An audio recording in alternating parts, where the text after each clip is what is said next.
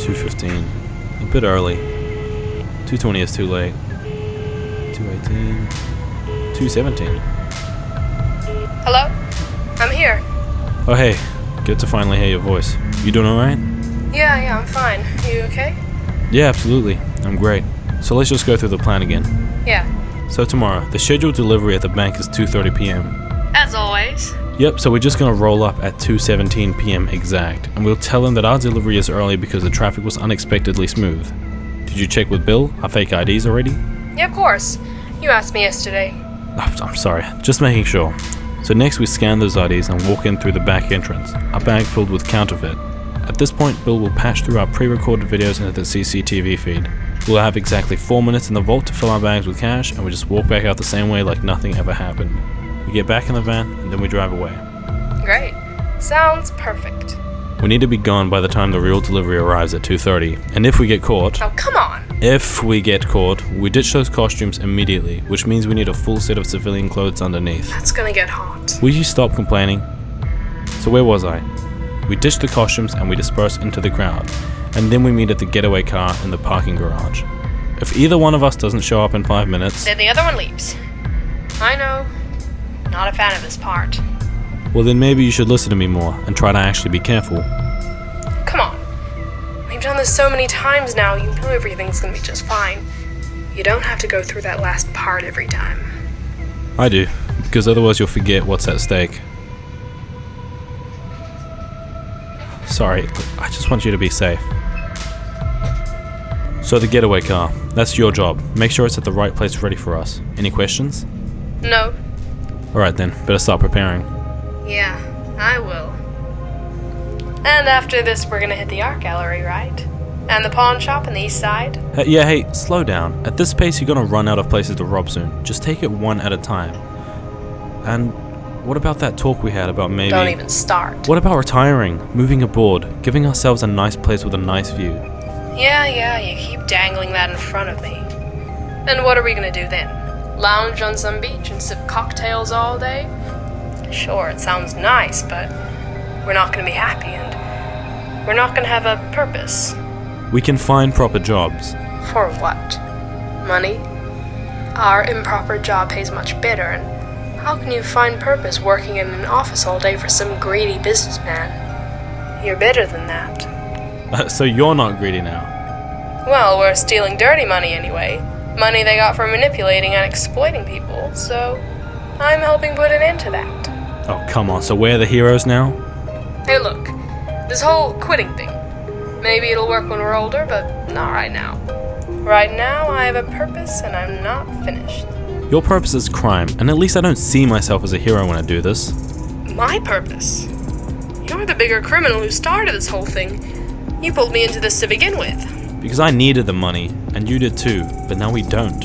Well, neither do they, and I'd rather we have the money than them. Come on, sweetheart, you gotta stop playing the hero here. You're not gonna take down capitalism by pulling a few heists, are you? You wanna do it because you enjoy it, because you like the thrill of it. No need for the excuses. And so what if I do? You're putting both of us in a huge amount of unnecessary danger.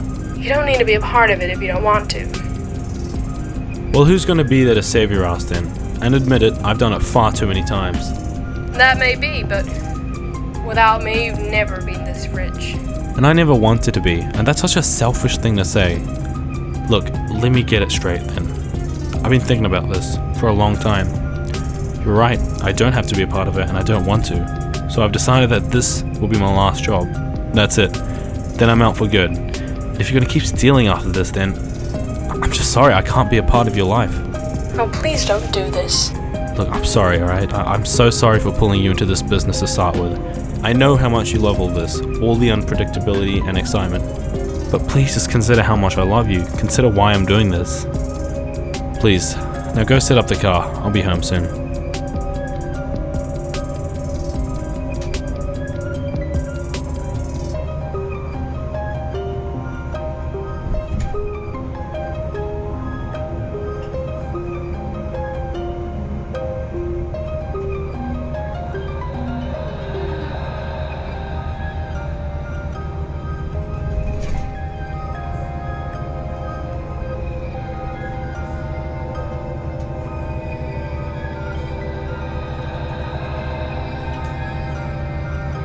We're not actually going to do this, are we? No.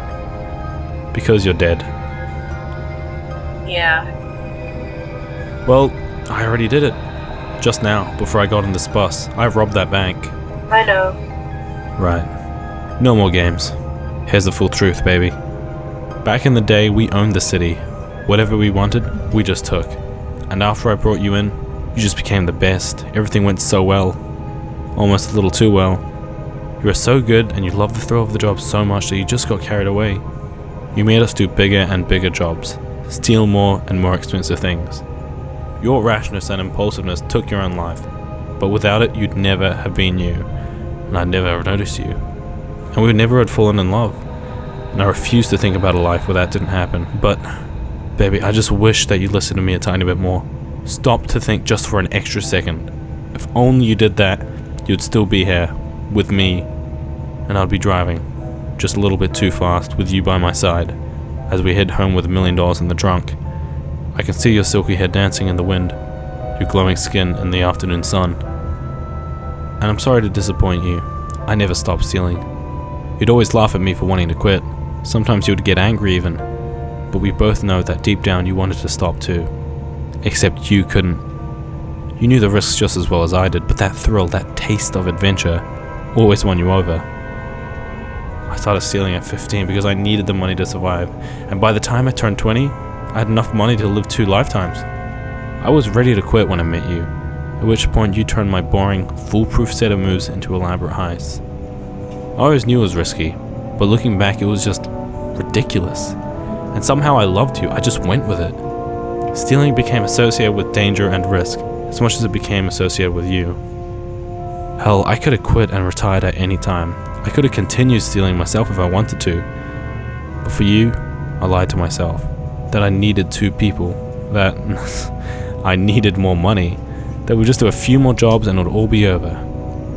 Except that last one came true. The wrong way.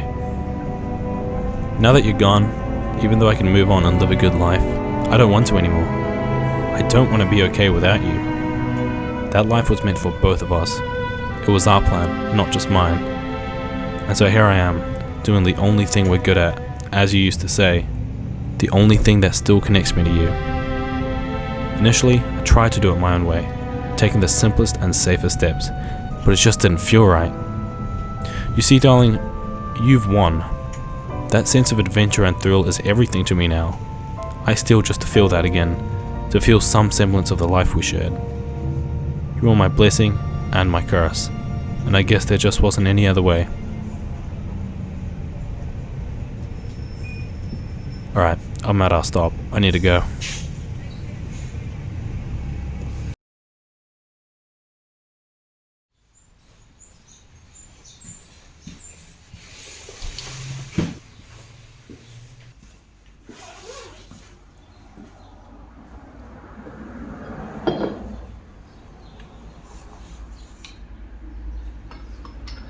I said all that today because the police are on my tail. I've been more careless, and perhaps I shouldn't be. But what does it matter anymore? As long as I'm free, I'll keep stealing. I'll do more jobs, bigger jobs, funner jobs even. The riskier the better. And if I'm caught, I guess I'd finally appreciate having some order and routine with prison life. I'll let fate decide what happens to me. The same fate that overturned our car on that beautiful summer day. That day, the sky was the same shade of blue.